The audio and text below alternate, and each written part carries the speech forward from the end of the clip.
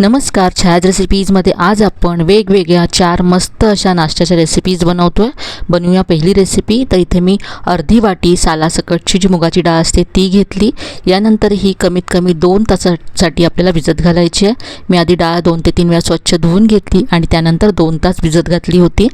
आता ही वाटून घ्यायची. वाटताना पाणी घालायचं नाही आहे. डाळीतलं सगळं पाणी निथळून डाळ मी इथे वाटून घेतली. थोडीशी जाडसर अशी वाटून घ्यायची आहे.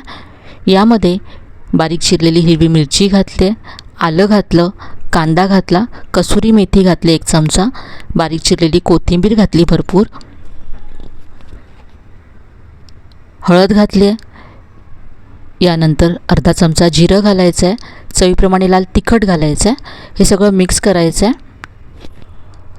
सगळं छान मिक्स केल्यानंतर यामध्ये 1 वाटी मी गव्हाचं पीठ घातलं आहे. मिक्स करून घेऊया. लागेल तसं यामध्ये गव्हाचं पीठ घालत जायचं आहे. यामध्ये मी मीठ घातलं नव्हतं, तर इथे मी चवीप्रमाणे यामध्ये मीठ घातलं.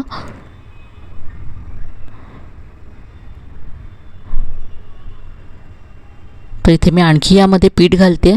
तर इथे मला साधारण 1.5 वाटी गव्हाचं पीठ लागलं हे मळण्यासाठी. पाणी अजिबात घातलेलं नाही आहे. पीठ मळल्यानंतर यावरती थोडंसं तेल घालून पुन्हा सॉफ्ट असं पीठ मळून घेतलं. याचे आता मी पराठे तयार करते. पराठा लाटून घेतला.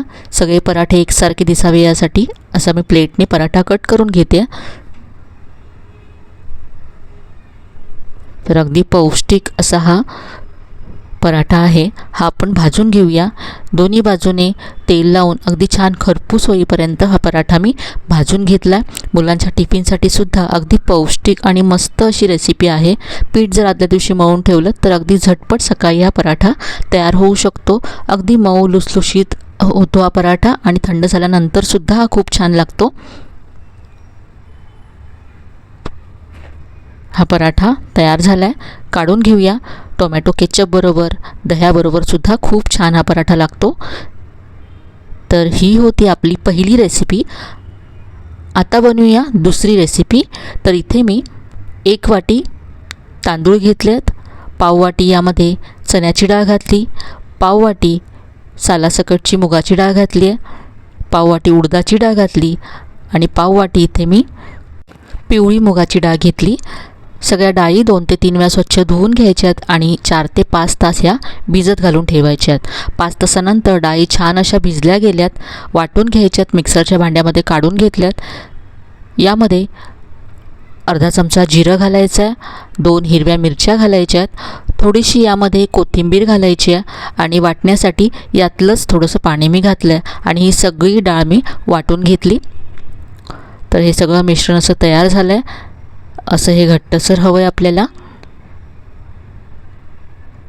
हे आता 2 ते 3 मिनटं छान फेटून घ्यायचं आहे, ज्यामुळे इनो सोडा घालायची यामध्ये गरज नाही आहे.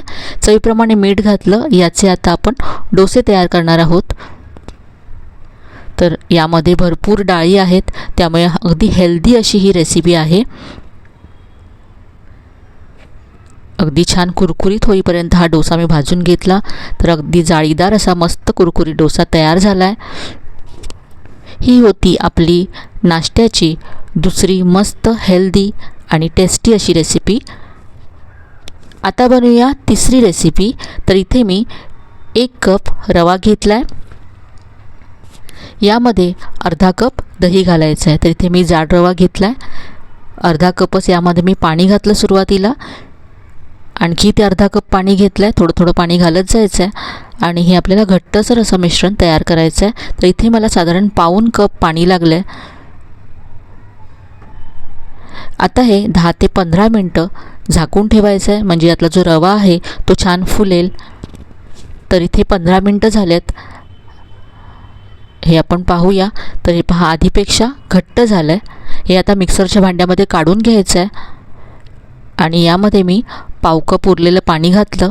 तर आतापर्यंत यामध्ये मी 1 कप पाणी घातलं आहे आणि हे असं वाटून घेतलं. बाउलमध्ये काढून घेऊया. आता यामध्ये घालण्यासाठी एक फोडणी तयार करूया. तिथे मी 1 चमचा तेल गरम केलं. यामध्ये मोहरी घातली आहे, जिरं घातलं आहे, कढीपत्ता घातला चिरून, हिरवी मिरची घातली, आलं किसून घातलं आणि अर्धा चमचा चण्याची डाळ घातली.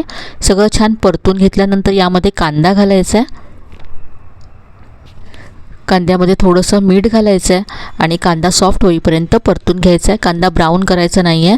कांदा सॉफ्ट झाल्यानंतर यामध्ये भरपूर बारीक चिरलेली कोथिंबीर घालायची आहे. लगेचच गॅस बंद करायचा आहे. ही फोडणी तयार झाली आहे. ही तयार फोडणी या मिश्रणामध्ये काढून घ्यायची आहे.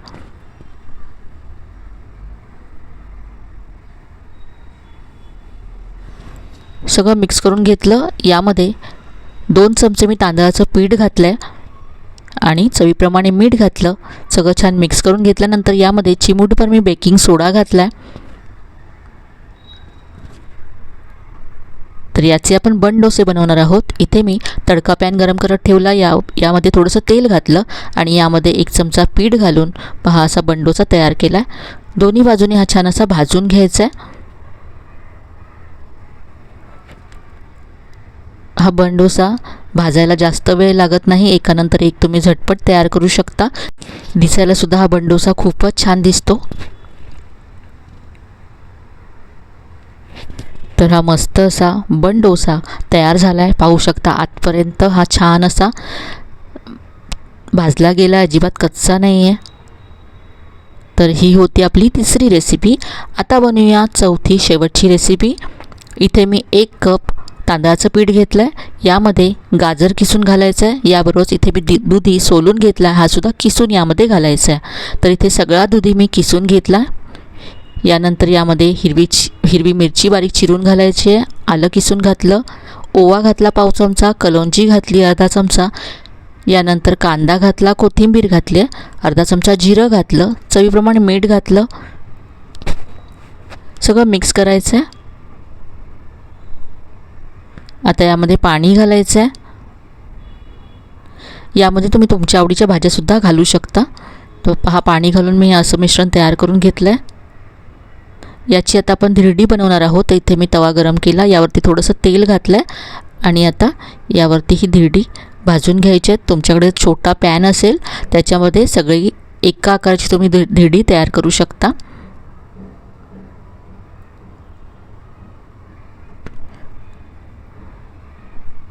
दोन्ही बाजूने छान खरपूस अशी ही धिरडी मी भाजून घेतल्यात. अगदी झटपट होणारी मस्त अशी पौष्टिक आणि चवदार रेसिपी आहे. तर ही होती आपली चौथी नाश्त्याची झटपट आणि मस्त रेसिपी. तर आजच्या 4ही रेसिपीज तुम्हाला नक्कीच आवडल्या असतील. रेसिपीज कशा वाटल्या कमेंटमध्ये कळवायला विसरू नका. तुम्हाला यापैकी कोणती रेसिपी सगळ्यात जास्त आवडली, त्याबरोबरच तुम्ही कुठल्या शहरातून कुठल्या गावातून माझ्या रेसिपी पाहताय ते सुद्धा नक्की कळवा. रेसिपीज आवडल्या असतील तर व्हिडिओला लाईक करा, शेअर करा. चॅनलला अजून सबस्क्राईब केलं नसेल तर नक्की सबस्क्राईब करा.